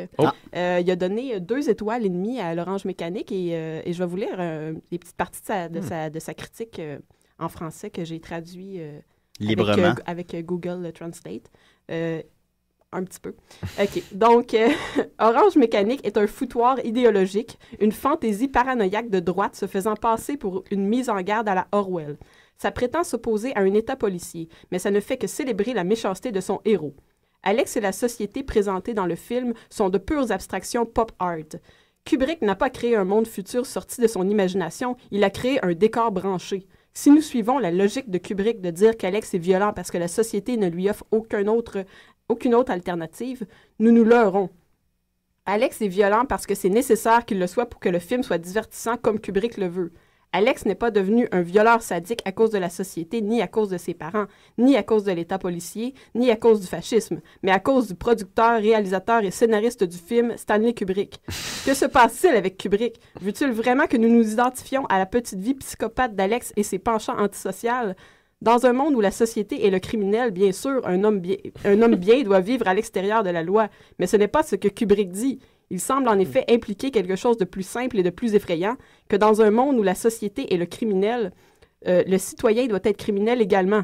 En plus de tout ce que j'ai mentionné précédemment, Orange Mécanique commet un autre, peut-être le plus impardonnable péché artistique, c'est simplement plate, bavard et ennuyeux. Ouais. C'est drôle parce qu'il y a beaucoup des défauts qu'il donne.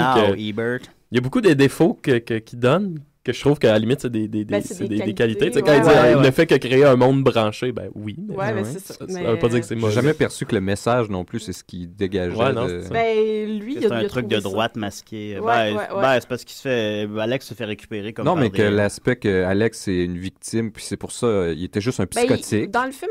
c'est que la société est aussi violente que lui. Non, mais après, il est victime, puis il joue avec la société. Mais sur le coup, il est juste psychotique. À tout le moins, il y a quand même une étude sociologique du film. C'est intéressant. C'est rien qu'un gros zéro.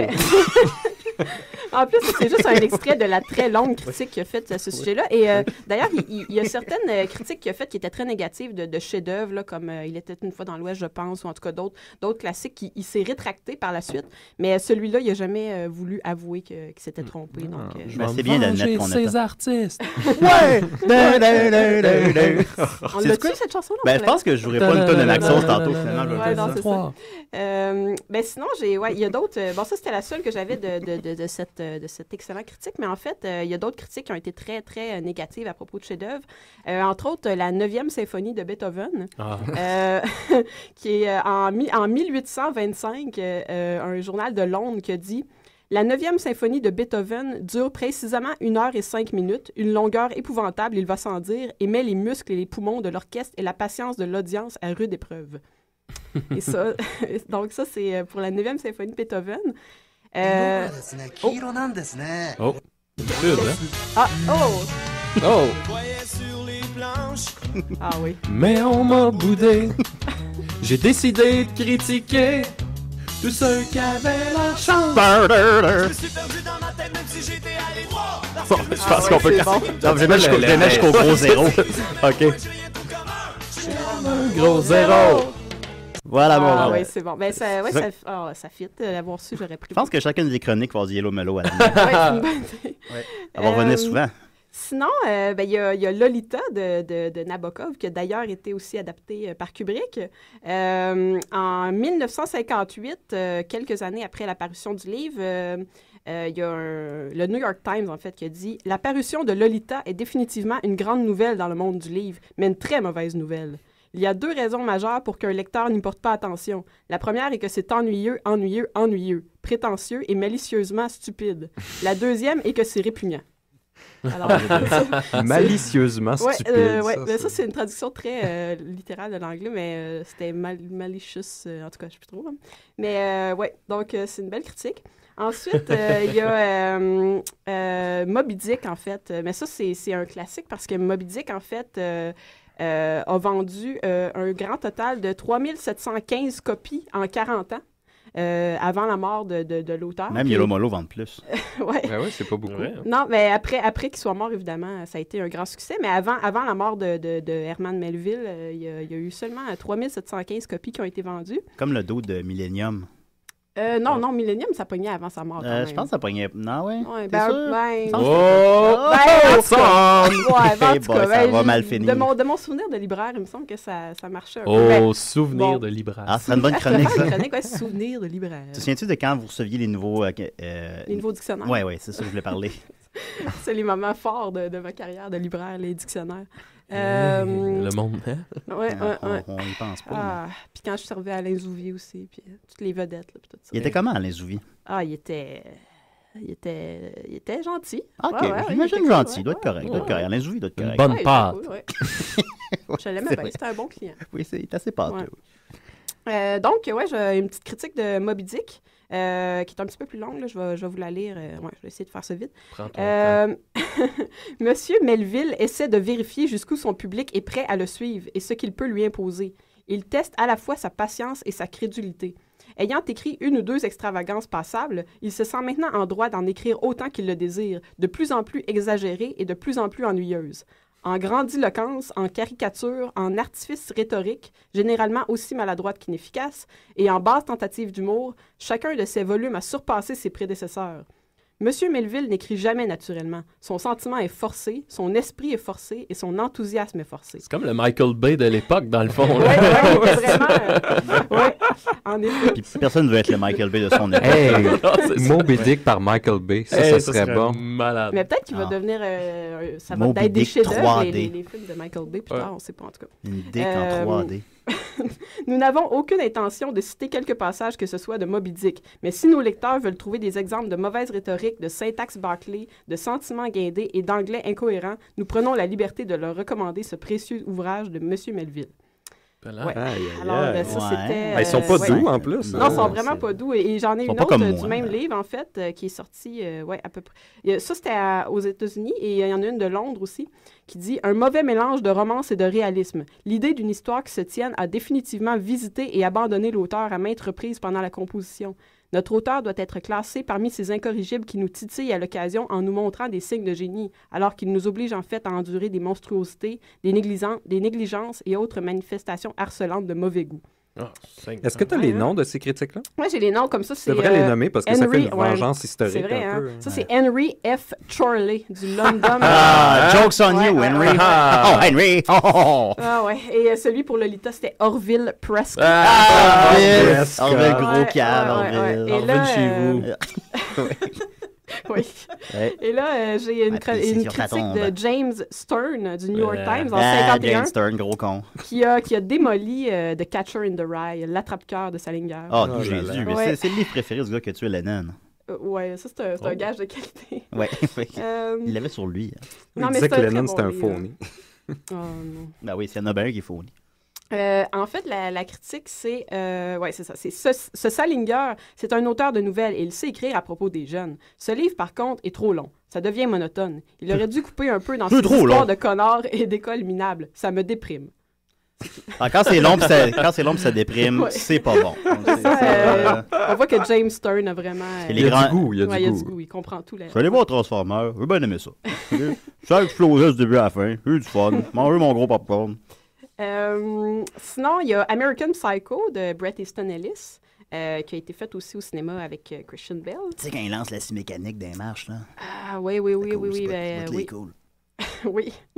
Il y a Andrew Motion, The Observer, dans The Observer en 91, qui a dit « Ennuyeux du début à la fin, et en grande partie profondément et extrêmement dégoûtant. Pas dégoûtant intéressant, mais dégoûtant. Gratuitement sensationnaliste, sans but autre que de faire gagner à l'auteur un peu d'argent et de notoriété. » Ouais, donc... il a bien le droit à sa notoriété et son argent. Oui, mais Andrew Motion, lui, non, il n'y a pas... Andrew Motion. Andrew Motion, il a pas aimé bravo, là, avec un nom de même. Ouais. Sinon, il y a... Un gros zéro. Oui, vraiment, non, c'est vrai. Non, je veux pas l'entendre. Ok, je l'entends. Non, ça va, non. Il y a Le Figaro en 1857, j'ai pas le nom du critique, mais en tout cas, qui parlait de Madame Bovary de Flaubert et qui a dit « Monsieur Flaubert n'est pas un écrivain. » Point. C'est tout. Oh! Ben lui, c'est pas un critique. C'est la plus dure. Point d'exclamation. Ouais, c'est très... Ouais. Puis sinon, j'ai deux petites dernières. Il y a en fait un monsieur du MGM Studio qui a fait le premier screen test de Fred Astaire, en fait, qui a dit « Il ne sait pas jouer, il ne sait pas chanter, il est presque chauve, mais il sait danser un peu. » Bouh! De Fred Astaire. De Fred Astaire! D'ailleurs, il a attaqué sur le fait qu'il est chauve. Oui, il a dit il est presque ça, Nicolas, chauve. il prend pas. Quand j'étais jeune, j'avais l'album Nathalie Simard et Fred Hamster. Est-ce qu'on parle du même Fred? Oh là là. T'as pas Nicolas, t'as bien d'autres défauts qu'être chaud, Nicolas. Non, mais on frappe pas là. C'est cheap shot. Non, mais surtout pour les critiques pleins de capillarité. Vous êtes déjà bien bas, là. Oui. Mais non, mais en tout cas, pauvre Fred Astaire, je pense qu'il s'en est pas remis, sûrement. Mais, ben, il est mort, hein? Il est mort. Ben, c'est ça. C'est à cause de ça. À 85 ans, là, en tout cas. On peut mourir de calvitie, oui. Oui, sûrement. J'espère. Non, je veux pas que tu meurs, Nicolas. Continue. Ben, sinon, il y a les impressionnistes, les impressionnistes en art qui ont fait beaucoup de controverses à l'époque. Il est mort à 88 ans, Fred Astaire, finalement. Puis, c'est ça, les impressionnistes, en fait, à l'époque, aujourd'hui, on trouve ça un peu quétaine, on trouve ça un peu, mais à l'époque, c'était très, très précurseur, puis très, très controversé. Et là, j'ai 3 petites critiques de 3 artistes impressionniste. Donc, dans le Figaro, il y a Albert Wolff dans le Figaro, qui a pas été tendre avec 2 artistes. Il a dit, entre autres, « Quelqu'un devrait dire à M. Pissarro que les arbres ne sont jamais violets, que le ciel n'est jamais de la couleur du beurre frais et que nulle part sur Terre, les choses ne se présentent comme il les peint. » Parce qu'il ne devait pas être au courant de ça. Il n'y a jamais d'arbres violets. Critique comment il s'appelle? Parce que first, le ciel, il est bleu. Le jour. Tu répétais son nom? Albert Wolff. Albert Wolff, on pisse sur ta tombe. Cher monsieur Lucas, les vaisseaux spatiaux n'existent pas. Tu quelqu'un qui va dire à George Lucas que ça se peut pas, ces affaires-là? Le peuple des Gungans ne figure sur aucune carte démographique. Ah, les Gungans, on les salue. Wolff a aussi dit une autre critique à propos de Renoir. Il a écrit « S'il avait appris à dessiner, M. Renoir aurait pu au moins faire un croquis très plaisant de son déjeuner des canotiers. » Donc, ça, c'est ça. Parce il aurait pu faire un croquis au lieu de faire là où ça fait mal. Hein? Oui, ça fait très mal. Et il y a un autre, Marc de Montifaux, en 1874, qui a dit « Monsieur Cézanne donne l'impression d'être une sorte de fou, peignant dans un état de délirium trémant. » Cézanne, ouvre-toi. Oui, voilà. C'est le jeu de mots ici. C'est le jeu de mots que vous avez présenté. Par Romain de Chèvre. C'était ça. Alors, c'est quand même un drôle de concept, les critiques. C'est vrai. Ça reste ton opinion. Ouais, c'est sûr. Faire ça toute ta vie. Là. Tu crées rien, mais tu fais juste chialer sur tout le monde. Maintenant, Tout le monde qui chiale. Puis t'as un impact en plus. Ouais, ça, t'as un impact. Puis là, toi, tu passes beaucoup de temps à faire ton œuvre, puis ta peau fine. Puis tu sais, là, après ça, il y a un con, là, tu sais, qui t'écrit genre ses poches. Puis là, tu sais, t'es comme un genre... Monsieur Wolf. Il y a deux filles qui me regardent. Et quand elles me sourient, je comprends que c'est pas normal. Comment ça, t'as connais comme ça? Ben, moi, je sais pas. Ça a joué. Ça a spiné. T'étais un fan de ska? C'est vrai que moi... Non, j'ai jamais été un grand fan de ska. Ouais, mes amis de l'époque, on riait beaucoup de ce vidéoclip-là. Ah oui? Ouais, on riait de... Je pense que j'ai jamais vu le clip. Mais... Ben, il y a comme les critiques. Ouais. Parce que Yellow Molo n'ont pas eu des très bonnes critiques, je présume. Contrairement à l'album de Maxime. Ok, je vais faire un lien. D'ailleurs, Lucie a donné combien de Lolo à l'album de Maxime? 3 Lolo. Comme dans Total Recall. Oui, exactement ça. Ouais, c'est le plus de Lolo que ça va. Oui, ton album, il va avoir je suis convaincu, des très bonnes critiques. On va écouter Sucez-moi les couilles. Oui. Quand tu m'as parlé de cette chanson-là, je m'étais dit, quand tu m'as juste dit le titre, je m'étais dit, Sucez-moi les couilles. On revient. Franchement, on revient à la maison sur la verge. Oui. Mais on ne peut plus faux. Ouais, non. Introduire ça? En fait, c'est pas mal ma chanson qui veut le plus dire quelque chose. Là. Sucez-moi les couilles, c'est que ça, je m'en suis rendu compte, surtout en arrivant à Montréal. Là, tu sors dans les bars, puis il y a beaucoup de poseux partout. Tu sais, des faux rebelles, là, des gens qui jouent l'espèce de game des artistes musiciens. Ça m'écoeure. Oui, Tu sais, le phénomène des poseux. Puis, en gros, la toune parle un peu de ça, puis aussi de tout ce qui en découle, là, de l'industrie de la musique en ce moment qui est dole à chier. Oui. Il se passe rien, il n'y a plus de danger dans la musique, à cause que c'est vu que le but c'est tout le temps de vendre ou de faire du cash, mais ça fait que les produits ont plus vraiment d'âme, puis la chanson parle de ça. Puis that's it. Moi, c'est mon coup de cœur, ça, de l'album. Ah, elle est très, très Jean Lelouesque, dans le bon sens du terme. Ah, ben, je te remercie beaucoup. Mais tu sais, moi, j'ai toujours été un fan de bands comme, mettons, les Stooges, là. C'est pas mal mon band préféré, tu sais. Puis ce qui est cool, c'est que quand t'en écoutes, rien qu'en écoutant en disque, on dirait qu'il y a un danger là-dedans. On dirait que tu pourrais te faire attaquer par quelqu'un qui a un couteau, là, tu sais. Tu sais, ça, c'est de la musique qui a des bases, là, tu sais. Ouais. Maxime ramène le danger dans le paysage musical. Ben, au moins, j'en parle. Hein. Il parle car, en tout cas. Non, mais tu sais, puis je trouve que juste le fait que la tune s'appelle Sucez-moi les couilles, ben, ça amène ça un peu, tu sais. Oui, comprends-tu ce que je veux dire? Oui. Alors, ma mère n'était pas contente, par exemple. Pour... Ouais, à toi. Bon, là, salut. Alors, Sucez-moi les couilles, Maxime Gervais. Salut, ici Benoît Laveur, l'un des reporters. Et le petit castor. Et moi, j'adore écouter les Émiratons. Hein?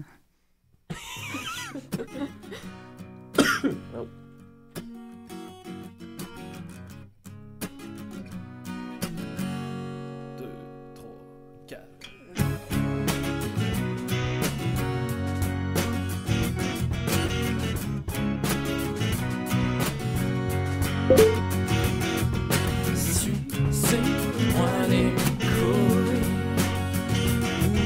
Sucez-moi les couilles. Sucez-moi les couilles. Je dis, sucez-moi les couilles. Rebelle de carton avec un cœur de Big Mac. Pas grande action dans ton tatou de pirate. Me viennent les envies d'isolation des dernières années de Kerouac. J'en ai plein le cul qu'on sert de l'égocentrisme. J'ai rien à foutre de la grosseur de ton feu d'artifice. Aurais-tu oublié l'histoire de Narcisse, celui qui est mort en essayant de sucer son propre pénis? Délire de symbole qui se perd d'un centre d'achat, encerclé de Converse et de la face de Che Guevara. J'entends les cris d'un gonzo pris dans un carrousel qui jamais ne s'arrêtera. Déjà 20 ans que Nevermind est sorti.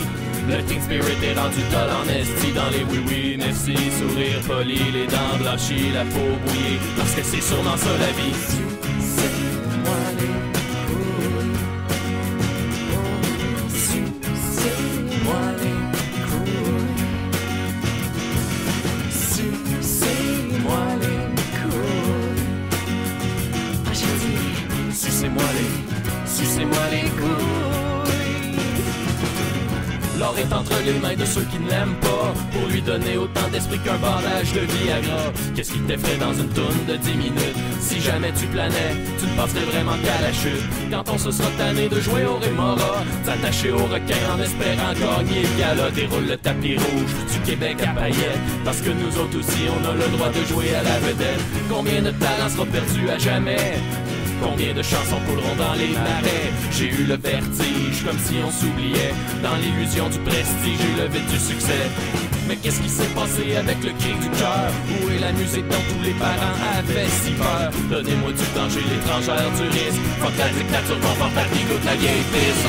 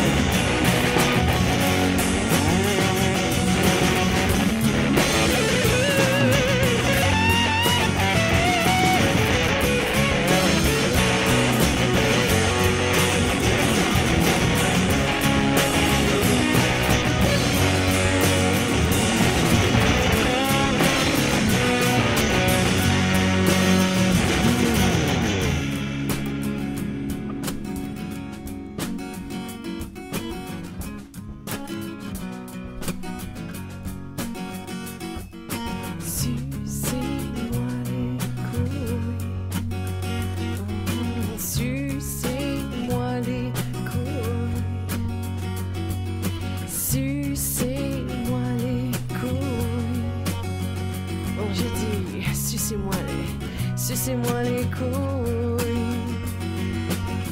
On n'est pas cool, puis on en a rien à foutre. On n'est pas cool, puis on en a rien à foutre. On n'est pas cool, puis on en a rien à foutre. On n'est pas cool, puis on en a rien à foutre. On n'est pas cool, puis on en a rien à foutre. On n'est pas cool, puis on en a rien à foutre. On n'est pas cool, puis on en a rien à foutre. Je dis, on n'est pas cool, puis on en a rien à foutre. On n'est pas cool, puis on en a rien à foutre. On n'est pas cool, puis on en a rien à foutre. On n'est pas cool, puis on en a rien à foutre. On n'est pas cool, puis on en a rien à foutre.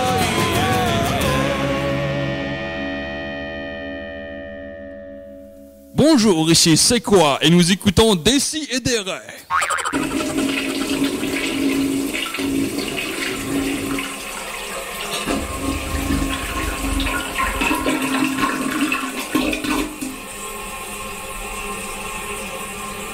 C'est assez long.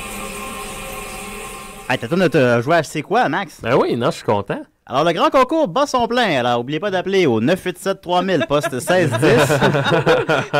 Et la question, il n'y a plus de questions. Rien qu'à appeler. Puis vous gagnez des billets pour le spectacle que j'anime demain de Cabaret Burlesque avec Lucie. Il y a le frère de Lucie qui s'est joint à nous, Rémi. Mets tes écouteurs. Mets les écouteurs. Et le Rémi rapproche le micro de ta bouche. Et là là. Tel frère, telle sœur. Hein? Les Rémi. Salut Rémi, ça va? Oui, et toi? Ah, t'es français comme ta sœur? Oui. Ah, bah écoute donc. Es-tu prêt pour la chronique à Maxime? Ben oui. Ah, allez Rémi.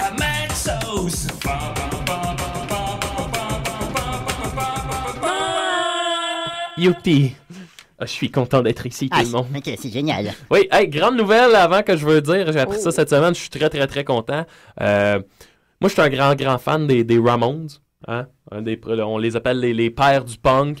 Très grand fan. Malheureusement, il y a danger dans la musique. Ben oui, malheureusement, il n'y a plus beaucoup de membres. On mange jeune, hein, la gang. Ouais, ben là, il reste Tommy, des vrais originaux. Sinon, Marky, qui a été le drummer remplaçant, mais qui est quand même un pilier là-dedans. Et là, la grande nouvelle, c'est que le batteur Marky Ramone, qui est toujours vivant, toujours en forme, qui approche, je crois, la soixantaine, quand même. A décidé de reformer, si on veut, un groupe pour partir en tournée et faire des chansons des Ramones, faire le plus de chansons, le plus de spectacles, comme dans le temps. Mais là, évidemment, il fallait trouver un remplaçant aux membres du groupe. Et celui qui va assurer la partie vocale, qui remplacera Joey Ramone, si on veut, pour lui rendre hommage, ça va être un autre gars que je capote dessus qui s'appelle Andrew WK. On est allé le voir à Toronto On ensemble, est allé Maxime, voir l'été passé. À Toronto. C'était quand même malade comme show. Ben, surtout quand j'ai mangé des ailes de poulet au fromage bleu. Oui, c'était malade. J'en ai mangé c'était dégueulasse. Notre nuit à Toronto. Mais moi, je me souviens que le spectacle était vraiment malade. Le spectacle était excellent. On est sorti de là épuisé à moitié sous. Puis là, on voulait juste prendre une bière à Toronto. Puis on a dû marcher 2h30. Ouais, on a marché sérieusement 2 heures. Ouais, puis on n'a jamais trouvé un bar. N'importe quoi. Ça aurait été un bar, tu sais, mettons, gay, là. Je m'en fous, je veux juste de la bière. Là, ou même un sauna échangiste qui vend de la bière. Ouais. Je serais allé. Ouais, moi aussi, je serais allé certain.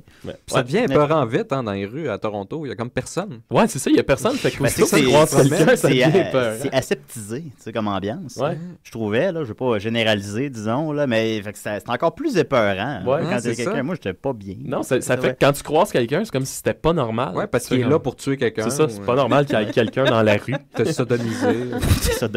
Ben c'est ça. Fait qu'on n'a jamais trouvé de bar pour aller se coucher. Et voilà. Fait que bref, tournée mondiale des Ramones. Semble-t-il qu'ils vont jouer plus de 30 chansons des Ramones par spectacle. C'est sûr, il dure 1 minute et demie. Voilà. Fait que j'aimerais bien ça y aller. Ils vont venir dans le bout de Boston, New York. La tournée va commencer à New York. Je sais pas exactement la date, je l'ai pas devant moi. Puis elle va se terminer aussi à New York après un tour du monde. Pour ça à New York. Ça doit être malade. J'aimerais vraiment ça. On y va-tu, Maxime? Ah, j'aimerais ça. Peut-être ça se fait. Boston ou New York, là, ça serait des 5 heures de route. C'est pas long. Oui, quand tu conduis. Je serais game. Je serais game. Je conduis pas. Je serais game de le faire. New York! Ah oui, New York! Je nous vois, là. I wanna be sedated. Penses-tu qu'on en trouverait un bar à New York, Maxime? Hey, si on en trouverait, on s'en partirait un bar jazz. Un bar clandestin. Êtes-vous jazz? Avec Bertrand Bouteille. Oui, Bertrand Bouteille. Il boirait nos profits. Ouais, c'est ça. Fait que ça, c'est ma grande nouvelle rock de la semaine. Sinon, ma chronique, c'est un truc que j'ai vu passer. Je crois que c'est dans le Spin Magazine, là, qui envoie tout le temps des affaires. Et j'ai trouvé ça bien intéressant. En fait, c'est le top 40 des demandes de loge des artistes. Fait que les demandes les plus insolites. Hein? Vas-tu faire les 40 ou tu vas faire tes préférés? Non, j'ai fait mes préférés, donc on s'en fout un peu. Ben, c'est ça, tu m'as dit. Nicki Minaj. Ah, lol, hashtag on s'entorche. Ben, c'est ça. Va faire le minage, là. Fait que là, pourquoi Dom prenait une voix de femme pour faire un homme dans son téléroman? Non, mais il prenait pas une voix de femme. C'était juste... Je pensais sûr que c'était une mère. C'est juste un homme avec une voix différente. Ah, d'accord. Alors, vas-y, Maxime. Oui. Bon, première demande, je sais pas si c'est ici qu'on en avait parlé, mais en tout cas, bref. Il y a le groupe Van Halen qui lui demandait, entre autres, des Smarties, mais il fallait que les Smarties soient séparés par couleur ou qu'il y ait juste les Smarties bruns. Et si ça peut sembler être une demande très princesse, il faut comprendre, il y a un but derrière tout ça, c'était que eux autres, ils arrivaient en quelque part et ils se disaient, si les Smarties ont été classés, séparés, on n'a pas à s'inquiéter pour le reste de nos demandes, tout va être beau.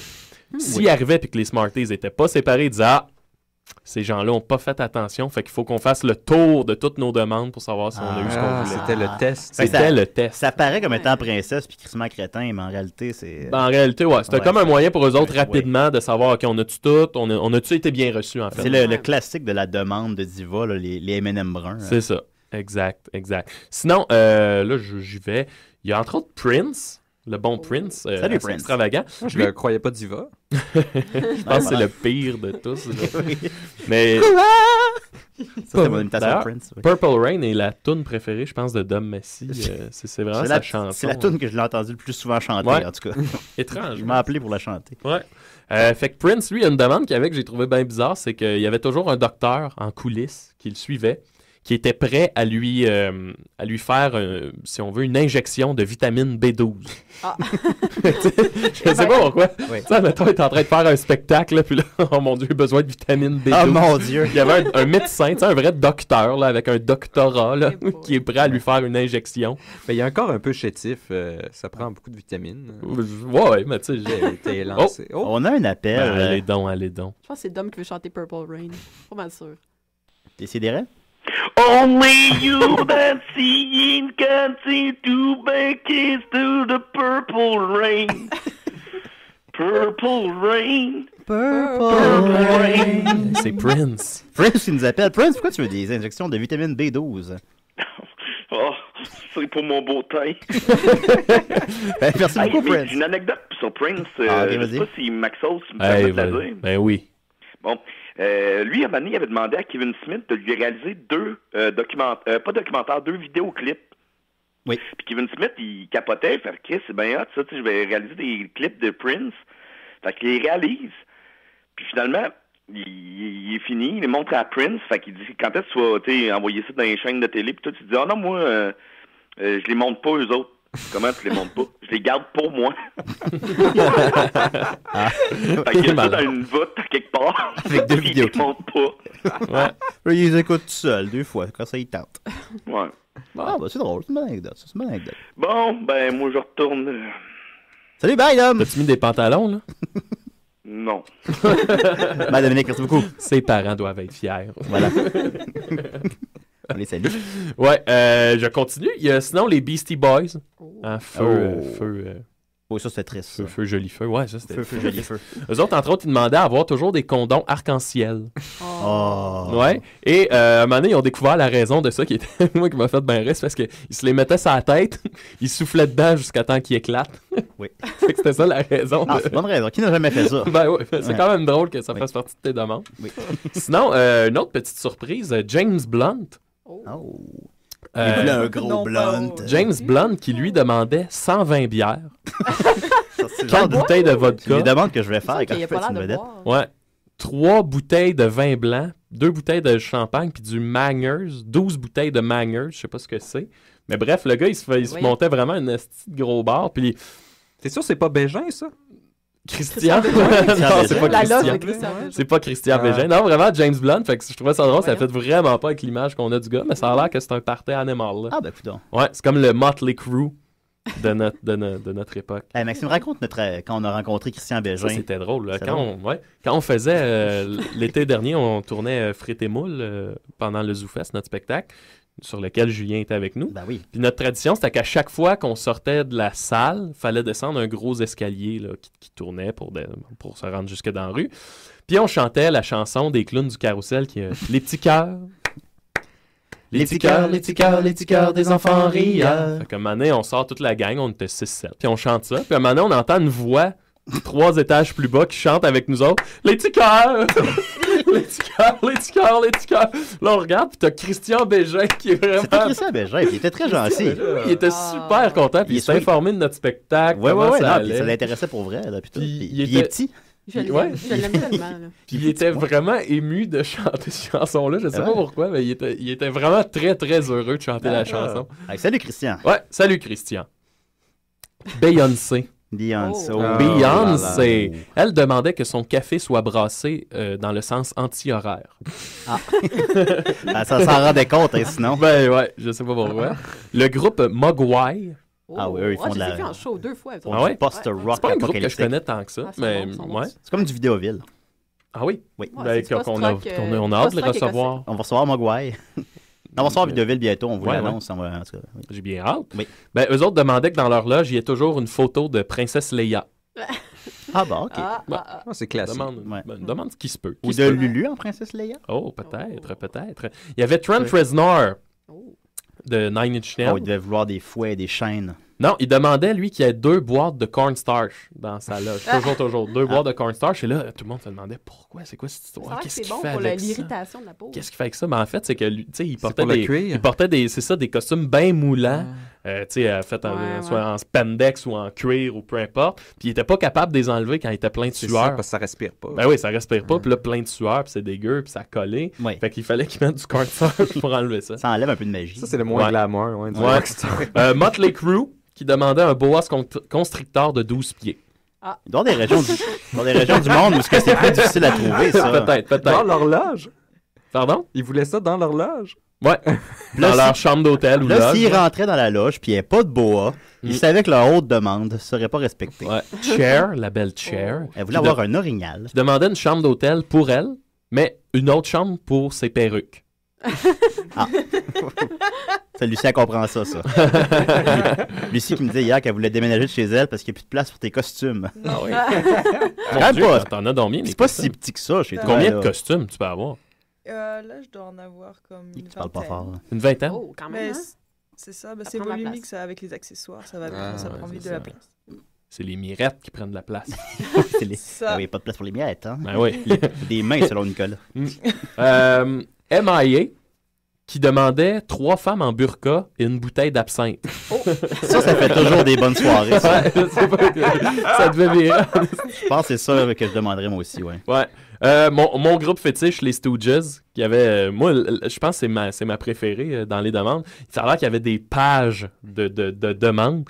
Entre autres, des brocolis pour jeter à la poubelle. Genre, ils les prenaient puis ils les jetaient. Wow! Ça va être juste une joke. Brocolis. Non, mais je trouve ça drôle. C'est vrai, oui, jeter des légumes, c'est hot. C'est ça, ils demandent des légumes. C'est tellement punk. Mais c'est clairement juste, tu sais, pour les gaspiller. C'est officiel que ça va être pour les jeter. Il n'y a personne qui va en manger. Ah, c'est excellent, ça. Et ils demandaient 7 nains. Oh. Et il indiquait que la taille est moins importante que l'attitude. Oui. Ah, ça, c'est bon. Peut-être que Paul Cagelet l'a déjà fait. Peut-être. Si les Stooges sont venus à Montréal. Non, ils ne sont venus qu'à Oshiaga. Il y a 3 ans. Ouais, et ils se sont fait voler leur camion de trucs. D'ailleurs, c'était Mike Watt, le bassiste, et c'était sa basse fétiche qui s'est fait voler. Mais Iggy Pop avait dit ça nous empêcherait pas de revenir à Montréal. Bon, tant mieux, bravo. Sacré Iggy. Le jour où j'ai serré la main d'Iggy Pop, je vous rappelle. C'est moins long que l'anecdote de Christian Bégin. Un peu. Ouais. Non, en fait, il avait invité les gens à monter sur scène. Et là, moi, j'avais pas réussi. Je me suis fait prendre par un garde de sécurité qui voulait pas que je monte sur la scène. Et j'ai tendu la main et Iggy Pop m'a pris la main. Et là, finalement, salut Maxime! Il a dit Hey man! Salut! Ain't having no fun here! OK. Sinon, Madonna. La belle Madonna qui demandait toujours que son siège de toilette soit neuf. Ah. Ouais. Et là-dedans, il y a une suite. Il y a Barbra Streisand qui a poussé le concept un peu plus loin. Elle demandait que son bol de toilette contienne des pétales de rose. Elle aime ça chier sur des roses. Qui devait être changé après chaque flush. Ah mon Dieu, mais c'est quelqu'un qui s'occupe juste de ça en quelque sorte. C'est quand même il reste sur le bord de la toilette. Ça doit pas être bon pour les tuyaux, ça, plein de plantes comme ça. Sinon, pour terminer, bon, il y avait Nirvana qui demandait, qui exigeait qu'il y ait toujours dans le craft, là, le buffet, il fallait toujours qu'il y ait du macaroni au fromage. Ouais. Et dans la même continuité, pour terminer, il y avait Foo Fighters qui demandait toujours 6 les cups à soupe, là, les petits cups de soupe que tu mets de l'eau chaude, mais juste le mercredi. Les autres jours de la semaine, c'était carré. Peut-être apprendre au 2e niveau, c'est comme pour rire des demandes farfelues des gens, on le sait pas. Ben, merci beaucoup, Maxime. Ben, ça me fait bien plaisir. Moi, ça me fait penser à ça, Lucie. Là. Est-ce qu'il y a des demandes farfelues dans le monde du burlesque? C'est pas que j'ai connaissance. Est-ce qu'il y a des... Comme je monte ton micro parce que tu parles pas fort. Non, je parle pas fort, je sais. Désolé. C'est pas grave, là. Mais est-ce qu'il y a des gens qui sont un peu divas dans le monde du burlesque? Parce que c'est des personnalités plus grandes que nature, un peu quand même. Ben oui, c'est un peu excentrique. Oui. Fait que demain, je vais te pogner comme 14 filles excentriques. Ouais. Non, ça va pas être si pire. Ça va pas être si pire? Non. Okay. Faut-tu que je me prépare? Sois souriant. Je vais être souriant. OK, je vais essayer d'être souriant. C'est sûr que je vais être souriant. Ben oui, c'est sûr que je vais être souriant. Tu regardes pas trop dans les seins, Ah non. Par exemple. Ça va être dur pour Julien. Mais comment tu vas faire? Est-ce que Julien peut... ça, c'est moi. Oui. Si j'avais animé un spectacle de même, ce qui me ferait angoisser, c'est, exemple, mettons, il y a une fille seins nus devant moi. Est-ce que... Tu sais, il faut que tu te forces pour juste regarder dans les yeux, là, disons. Oui. Est-ce que je suis le seul à penser ça, là? Si elle monte ses seins, c'est quand même dans le... Mais toi, tu serais à l'aise de les regarder? Non. Écoute, mais le désir serait là de regarder les seins. Ben, je suis pas fait en chocolat. Ben non, c'est ça. Mais comme ils disent dans Seinfeld, hein, c'est comme le soleil, il faut juste le regarder 2 secondes. Ah! Take a peek, look away. C'est ça. Tu peux pas... Parfait. Regarde pas ça. Fait que des petits trucs pour les gens qui viennent demain. D'ailleurs, si les gens veulent venir, 987-3000, pas 1610. Je vais juste te dire votre nom. Non, c'est pas grave, on s'en fout. Alors voilà, merci beaucoup, Maxime. Ben, ça me fait plaisir. Nicolas, t'as-tu de quoi pour nous? Oui, j'ai des petites nouvelles brèves, en fait. J'espérais que tu sois venu avec rien. Avant mon façonnique, j'ai des petites nouvelles brèves. Mon façonnique, non. En fait, je pense que c'est des minettes. Ça se peut-tu? Je me suis trompé. Des minettes, est-ce que c'est des mains? Les minettes. Les petites menottes. C'est des petites femmes. Les menottes, oui. Ah, bon, OK. Ah, j'aime ça, les menottes. Bon, ben déjà, j'ai trouvé d'où venait mon erreur. Ensuite... Moi, je me suis trompé avec Gambette, je pense. Ça se peut-tu? Des Gambettes, c'est les gens. Ah, c'est ça. Avec leurs bêtes, ils ont des les Gambettes et les minettes et les lurettes, hein? Julien, ça m'a surpris que tu n'en as pas parlé, à moins que tu en aies parlé la semaine dernière. Est-ce que tu as parlé de Jack et le haricot magique? Tu veux dire Jack the Giant Slayer? Oui, Jack the Giant Slayer. En français, je sais pas c'est quoi, là. Jack et... J'étais sûr que tu ferais des nouvelles brèves. Il va perdre 140 millions de dollars. Écoute, je l'ai vu passer. Mais je remettais en question l'intérêt des auditeurs pour mes nouvelles du box-office. Ben moi, je trouve ça intéressant. Ben oui, moi, ça me manquait. Je veux dire qu'il n'y a personne qui m'a dit qu'il n'y avait pas ça et qu'au contraire, il y en a qui m'ont dit « Hey, c'est pas pas parler de box-office. » Mais je trouvais que ça comparait bien avec mes sauces 5. Mes sauces 5 avaient l'air meilleure après ton box-office. Bon, ça y est, voilà, c'est ça. Après la fleur, le pot. Moi, j'ai très hâte à ton sauce 5 d'aujourd'hui. Ah, c'est pas un sauce 5 aujourd'hui, c'est un façonnique. D'ailleurs, il y a Dominique Massicotte qui fait dire sur Facebook « Dis donc à Nick de se fermer la gueule, j'ai mal à la tête. » Dans 10 minutes, je me la ferme. Ben écoute, rapidement, Jack the Giant Slayer, effectivement, va être le film, ça va être le Battleship ou le John Carter, on le compare souvent à John Carter, de cette année. John Carter, l'an passé, a perdu 200 millions de dollars. C'est un film qui a coûté 250 millions, on a fait 300, le cinéma ramasse la moitié de l'argent, blablabla. Puis cette année, Jack the Giant Slayer a coûté 200 millions. Il en a fait 60. Ah oui, des pertes de 140. Ils ne savaient pas quoi faire avec ce film-là. Il était supposé sortir l'été passé. Ils l'ont repoussé de 9 mois. Ils l'ont sorti au mois de mars. Ils ont changé le titre. C'est 13 ans et plus aux États-Unis, mais en même temps, c'est trop bébé pour les ados. C'est trop ado pour les bébés. Il n'y a comme rien à faire avec. Et il va perdre 150 millions de dollars. Écoute. C'est merveilleux. Oui. Donc, ensuite, une petite nouvelle brève. Hier, c'était un pré-anniversaire, puisque hier, dans 50 ans, dans le futur, soit en 2063, ça va être le voyage initiatique, notre premier voyage en Warp. Hier, dans 50 ans dans le futur. Oui, par Zefran Cochrane, qui a inventé le Warp Drive et qui nous permet d'aller where no man has gone before. Décidérez? C'est l'inventeur du Warp Drive, donc dans 50 ans. Excuse-moi, Nicolas, on a un appel. Décidérez? Non, Non, on n'a pas d'appel. Bon. OK, continue. Donc, on a encore à patienter 50 ans pour se promener dans l'espace et puis rencontrer des nouvelles races et puis trouver des jolies filles avec des petites jupes. Bon, on n'a pas besoin d'aller aussi loin que ça pour en trouver. Demain soir. Ah oui. Il y a demain soir, Nicolas. Ouais. Et puis, par contre, il faut rappeler qu'il va y avoir une troisième guerre mondiale entre les deux. Et on est supposé avoir eu les guerres eugéniques en 90. Ça, on les a pas vues passer, mais... Décidérez? Oh. Hey, allô, tout le monde? Allô? Allô? Allô? Allô? Ça va? Ouais. Ouais. Je veux juste vous dire que je suis bien déçu de pas être là aujourd'hui. Hey, c'est un Fecto, ça? Je pense que c'est un des frères Fecto. Allô? Oui. Allô? Et on dirait qu'il est dans l'espace. Où êtes-vous? Là, je suis dans l'espace, je présume. Est-ce que c'est l'homme de la Lune? M'entendez-vous bien? Non, c'est pas l'homme de la Lune, l'homme c'est de la Mathieu. Lune qui a appelé à Crazy Lune. Ah, c'est Mathieu Niquette! Comment il va? Ben oui, c'est moi. Ben, ça va bien, mais c'est parce que là, je m'inquiétais pour vous parce que je suis pas là. Ah, ben. Ouais, ben on se débrouille quand même, là. Ouais, c'est pas pire quand même, l'émission. Ben, il y a Lucie. Lucie est là? Ouais. T'interromps ma chronique, là. T'interromps la chronique à Nick. Il est habillé comment, Mathieu? Nick, bon, ben, c'est un mal pour un bien. Ben oui. Ben, en fait, je voulais juste prendre de vos nouvelles pour savoir comment vous alliez parce que je m'ennuie de vous. Ben écoute, on s'écrira après l'émission. Puis... Ah, OK. Je te raconte. Ben merci beaucoup. Hey! Ouais. Bye tout le monde! Bye, Mal. Fais attention à toi. Je sais pas, j'aurais dû partir son thème. OK, tu peux partir mon thème, là. Oh. C'est parti, les nouvelles brèves sont finies. La façon de Nick, c'est façonique, c'est fantastique, c'est tellement bien pratique. À la façon de Nick, c'est façonique. Façonnique. Oui, alors... À la façon de Nick. Dans ma volonté de toujours démocratiser l'amusement et le savoir, je continue dans mes fabuleuses chroniques dans lesquelles on a, vous vous rappelez, je vous ai montré comment faire un colon de Catane maison. Un calendrier. Et un calendrier, aussi le jeu de Monopoly. Oui. Donc, dans la même optique, je suis un grand fan de risque et je me suis dit quel meilleur jeu social de domination mondiale qu'il est plaisant pour chacun de construire. Et puis, malheureusement, ça coûte quand même 30-35$ un jeu de risque aujourd'hui. C'est le prix du jeu neuf.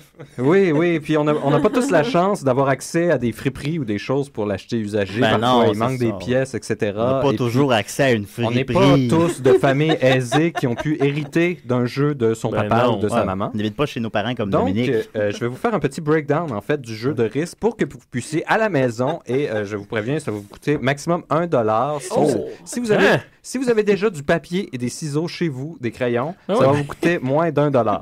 Ben, t'as 6-7 minutes, Nicolas. Je vous préviens, même sans ciseaux, en fait, vous pouvez toujours déchirer, et puis ça va être juste un peu plus... Est-ce que ça prend des parents pour les ciseaux? Non, c'est pas nécessaire. Ah, cool. C'est les ciseaux, c'est rare qu'on se blesse avec ça, j'ai jamais entendu ça. On va retrouver le moyen. En tout cas, donc le jeu de base, si vous voulez rester dans le classique, là, jouer sur la terre, parce qu'on va voir plus tard qu'on peut être plus créatif que ça et puis faire nos propres cartes, tant qu'à faire un jeu, on va pas s'arrêter là. Puis ça fait un beau moment en famille ou entre amis où est-ce qu'on s'arrête, on respire et on crée quelque chose. On crée un monde. Pour ensuite dominer les autres. Donc c'est plaisant. S'unir pour ça. Sinon, pour ceux qui sont vraiment restés dans le classique, il y a 42 zones dans le jeu classique et 6 continents. On se rappelle, les continents, c'est ce qui nous donne des renforts supplémentaires. Donc, dans les continents, on a l'Amérique du Nord qui a 9 zones à l'intérieur. Donc, même, vous pouvez, si vous voulez vous donner une idée de la carte du monde, si vous ne l'avez pas en tête, pour faire les zones, je vous conseille d'aller chez un ami. Peut-être qu'il a une carte chez lui. Ou les bibliothèques. L'Internet, c'est pas tout le monde qui a ça. Donc, je veux vraiment rendre ça le plus accessible possible. Pas tout le monde qui a des amis. Par contre, vous avez sûrement une bibliothèque dans votre quartier. Mais c'est tout le temps d'aller chez à la bibliothèque. Dans les magasins qui vendent des posters, ils ont toujours des cartes du monde. Mais là, c'est vrai, ça, ouais. Prenez ça en note. Ou vous allez dans une école secondaire. Allez dans une école secondaire, rentrez dans une salle de classe où il n'y a personne. Et faites-vous arrêter. Ils sont presque toujours peut-être dans un cégep, c'est moins creepy. Ou emprunter le jeu de risque à un ami. Mais non, vous faites à croire que vous êtes un professeur ou que vous allez voir Maxime Gervais enseigner. Donc, voilà, vous pourrez découper ensuite les 9 zones de l'Amérique du Nord. L'Amérique du Nord, ce qu'il faut savoir bien important, c'est qu'il y a un lien avec entre l'Alaska et le Kamchatka, de l'autre côté de l'Asie. Il y a un lien avec le Groenland, avec la Grande-Bretagne, et un lien avec le Mexique et la Colombie. Donc ça, c'est les 3 portes d'entrée. Quand vous le faites, c'est bien important de le faire parce que sinon, ça va débalancer complètement le jeu. On a de rigueur dans votre maison. L'Amérique du Sud, il y a 4 zones. Celle-ci, elle a un pont avec l'Afrique, on se rappelle le Sahara, et puis un pont aussi avec l'Amérique que je viens de nommer. On a l'Europe qui a 7 zones. On a Groenland, Afrique, Moyen-Orient. Ça, c'est les ponts qui communiquent. Faut se rappeler aussi qu'il y a des ponts multiples entre l'Afrique et l'Europe. Donc, on peut arriver par l'Égypte, tout ça, mais ce sont des ponts seulement en aval et non en amont. Mais là, est-ce qu'on dessine littéralement un pont sur le dessin, là? Vous faites une petite ligne pour que ce soit bien clair que vous pouvez attaquer de là à là. L'Afrique a 6 zones. En la suite, l'Afrique, si vous réécoutez au ralenti la chronique, vous pouvez déjà voir l'Afrique a des liens avec lequel, puisque j'ai dit avec l'Europe et l'Amérique. Ensuite, on a l'Asie. Ça, c'est la plus grosse, la plus difficile, que personne n'arrive jamais à apprendre, sauf à la fin. Et il y a 12 zones. Là, ça, c'est connecté à fond le pompon avec l'Europe de l'Est, les Carpates et l'Ukraine. C'est pour ça que c'est dur de l'apprendre. Exactement. Puis on a non seulement aussi ça, mais l'Afrique avec le Moyen-Orient et l'Océanie. Ensuite, on a l'Océanie qui a 4 zones. OK, il ne reste pas beaucoup. Il reste 3-4 minutes. L'Océanie, on l'appelle communément la zone des femelles, puisque c'est les femmes qui jouent au risque commencent toujours par conquérir l'Océanie. Oh, je l'aime quand il est comme ça, Nicolas. Un lien seulement avec la Thaïlande. OK. Ensuite, sinon, si vous voulez être créatif... C'est vrai que les filles prennent l'Océanie. Si vous voulez être créatif, ce qui est important à comprendre et à considérer, c'est que le nombre de renforts que donne un continent, c'est un rapport de ratio entre le nombre de zones qui sont inclus dans ce continent-là et le nombre d'accès à cette zone-là qu'il faut défendre pour la maintenir, finalement.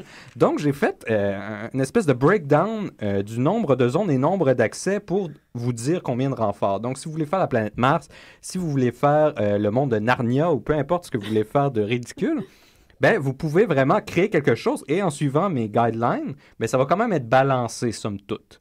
Donc, si vous avez de 2 à 3 zones et seulement un accès, ça va donner seulement un renfort. Là, il n'y a pas d'exemple, puisqu'il n'y a pas de zone à un renfort. Pas besoin d'exemple, Nicolas. Donc, déjà, vous pouvez... Personne ne va le faire à Déjà, ton vous jeu, pouvez aller là, plus loin que le risque. Parce que c'est un jeu qui est fait pour les modifications.